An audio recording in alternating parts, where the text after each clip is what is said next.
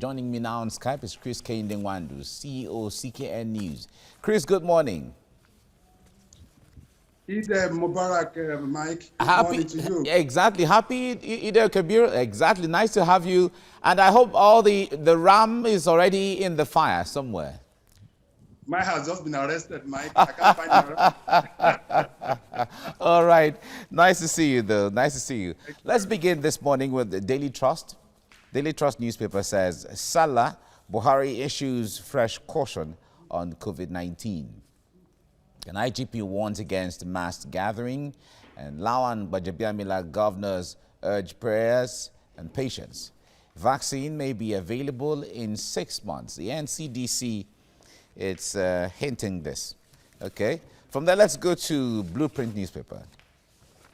Angry Zulum to military will mobilize hunters, CJTF, that's civilian JTF, vigilantes to recapture Baga if an accused command structure of sabotage absolves Buhari Burate attack on governor's convoy, an isolated incident, as the army is saying that, and a soldier suffering depression kills senior officer.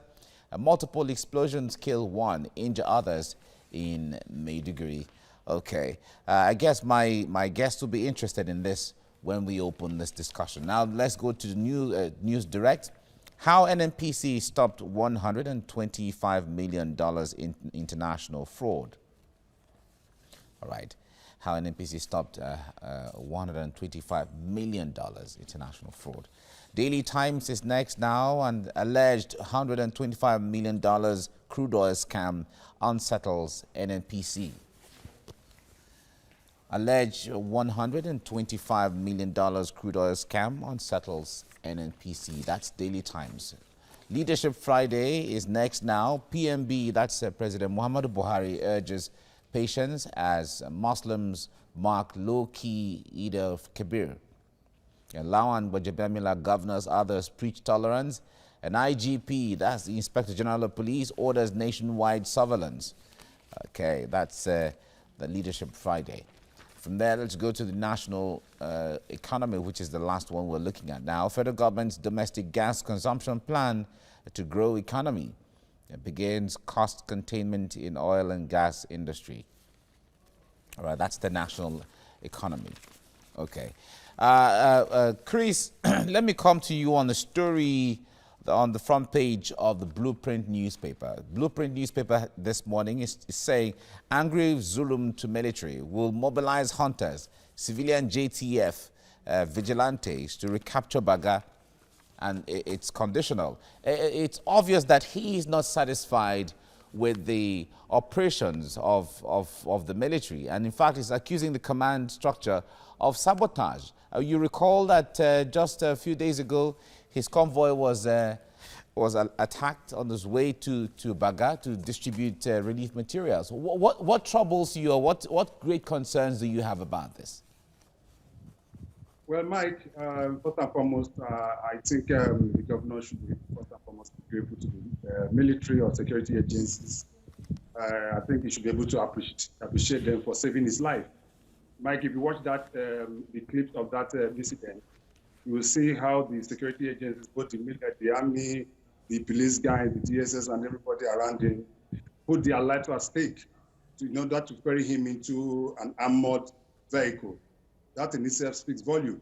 And so I think before the governor start making statements like that, he should first of all appreciate God and also appreciate the security agencies who put their life at stake to save him. Then, as Chino Achebe said in his book, Things Fall Apart, let's first of all drive away the hawk that came for the chicken, that we cannot talk to mother hen. It now comes to issue of the issue of security in Borno. It's getting worse by the day. In the past few days, we've seen a lot of attacks here and there. To me also, that is also putting so much pressure on the security agencies. And Baga from Maiduguri is a long stretch if you have traveled on that route. So I think, yes, the governor has every opportunity or the right as the Chief Security Officer of Borno State to call the actions of the military to question. But that does not also doesn't mean that the military are also doing their best. It might not be enough, but the fact is that they are also putting in their best to make sure that it's the. But the only area which I also don't agree with him is where he's exonerating the president, the chief of army staff, and not blaming those on ground and the rest of them. Irrespective of whatever happened within the command, the chief of army staff should be held responsible. He is the chief of army staff of the army. Then the president, the post up on his table also, he should also be held responsible because all right. if he has also Chris, let me interrupt you a little bit. Now, the point there is the governor also gets security reports on daily basis, just like the president gets. And when he's speaking from a point of knowledge and great information. We also recall that his predecessor, Governor Shetima, also had issues with the way that the fight against terrorism is conducted sometimes. We've heard of his outbursts sometimes against the military, against the security agencies. Don't you think there's something fundamentally wrong somewhere with the operation there, the way it's going, especially when a governor comes out to say that there is likely a sabotage in the security system? Yes, I agree with that. Just as we say in journalism, Mike, there will always be third columnist in every organization, if you understand what I mean. Within the military itself, of course, there are some people who continue to sabotage the efforts of the military. Some of them are agents to Boko Haram. Some of them are informants to Boko Haram, because if they are not, how they get to know that the governor was going on that trip? And also, I also believe that some of this movement also must have been shielded in secrecy, but how did they get to know about it? And how were they able to position themselves at the particular spot where they could take a target at the governor, despite the fact that they know that he's well shielded with all sorts of military, police, and security agencies? That goes to show what the ordinary Nigerians flying those routes and other places in Borno are facing. Most of them don't have the privilege of the governor, who by all intents and purposes, has enough security around him. So it is a fact, but I think that there should be more of intelligence gathering within the military, so that we'll be able to nip some of this thing in the bud. But I would say that mobilizing hunters and vigilantes will be able to solve the problem. I doubt that. Yes, but all right.